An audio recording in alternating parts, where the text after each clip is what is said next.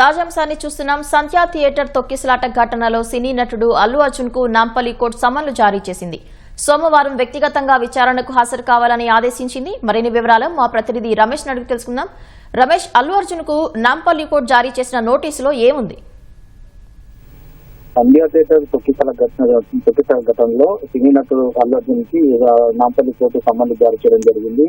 ఈ సమన్లకు సంబంధించి దానిలో చాలా క్లియర్ గా సోమవారం రోజు కూడా వ్యక్తిగతంగా హాజరు కావాలని కూడా నాంపల్లి కోర్టు పేర్కొనడం జరిగింది. ఈ కేసులో అల్లు అర్జున్ సంబంధించి A11 గా నిందితుడిగా ఉన్నట్లు కూడా పోలీసు అధికారులు అప్పుడు కేసు నమోదు చేసిన తర్వాత ఈ కేసులో A11 గా కూడా అల్లు అర్జున్ పేరుని కూడా చేర్చడం జరిగింది. తర్వాత A1 నుంచి A10 వరకు కూడా ఈ సంధ్య థియేటర్ సంబంధించిన యజమాని కానీ లేదా సిబ్బందితో పాటు కొంతమంది వాళ్ళకి సిబ్బంది యజమానికి సంబంధించి కూడా వారిని అయితే తొక్కిసలాట ఘటనకు సంబంధించి కూడా అక్యూజ్గా చేరిస్తే కూడా పోలీసులు కేసు నమోదు చేసి కూడా అప్పుడు దర్యాప్తు చేయడం జరిగింది. అయితే ఈసారి సమన్లకు సంబంధించి కూడా వ్యక్తిగతంగా హాజరు కావాలి అని చెప్పి కూడా ఇటు కోర్టు చెప్పడంతో కూడా కొంతవరకు మరి పోలీసులు కూడా దానికి సంబంధించి, ఎందుకంటే గతంలో అల్లు అర్జున్ అప్పుడు అరెస్ట్ అయిన సమయంలో కూడా నేరుగా నాంపల్లి కోర్టులో హాజరుపరిచే సమయంలో కూడా కొంతవరకు ఒక ఉద్రిక్త వాతావరణ పరిస్థితి నెలకొంది. కాబట్టి నేరుగా ఈసారి కోర్టుకు రాకుండా వీడియో కాన్ఫరెన్స్ ద్వారా కూడా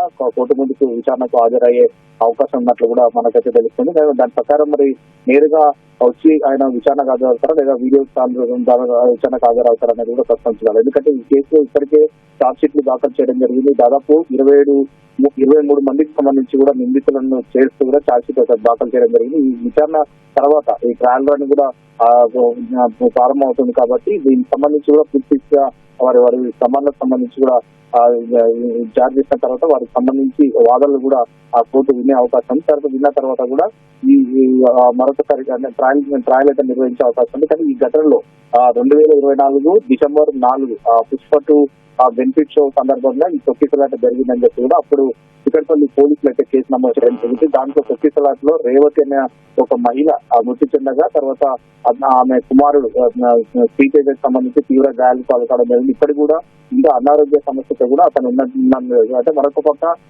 అతని కుటుంబాన్ని కూడా కేసు నమోదైన తర్వాత కుటుంబానికి ఆర్థిక సాయం చేయడంతో పాటు వైద్యపరంగా కూడా అన్ని రకాలుగా వారికి అయితే అండగా ఉండడం జరిగింది. మరి ఇప్పుడు సమాన్లు జారీ చేసిన తర్వాత దీంట్లో వారికి వివరణ కూడా ఇచ్చుకునే అవకాశం ఉంది. మరి దాంట్లో మరి ఎలాంటి వివరణ ఇస్తారు, తర్వాత ఆ బెనిఫిట్ షో విడుదలైన సందర్భంగా జరిగిన తొక్కిసలాట జరిగిన ఘటనల పైన కూడా పూర్తిగా ఇటు న్యాయస్థానం కూడా ట్రయల్ నిర్వహించే అవకాశం ఉంది. నిర్వహించిన తర్వాత దీంట్లో ఒక్కొక్క నిందితులకు సంబంధించి కూడా వివరణ కోరే అవకాశం ఉంది. మొత్తం ఇప్పటికే 19 మంది నిందితులకైతే సమన్లు జారీ చేయడం జరిగింది. సమన్లో మరి వారి ఇచ్చిన వివరాల ఆధారంగా ఎలా ఉండబోతుంది, తర్వాత ట్రయల్ రన్ సంబంధించి కూడా జరిగిన తర్వాత తదుపరిగా కోర్టు ఎలాంటి చర్యలు తీసుకోబోతున్నట్టు కూడా ప్రస్తుతం అయితే వేచి చూడాల్సిన అవసరం ఉంది.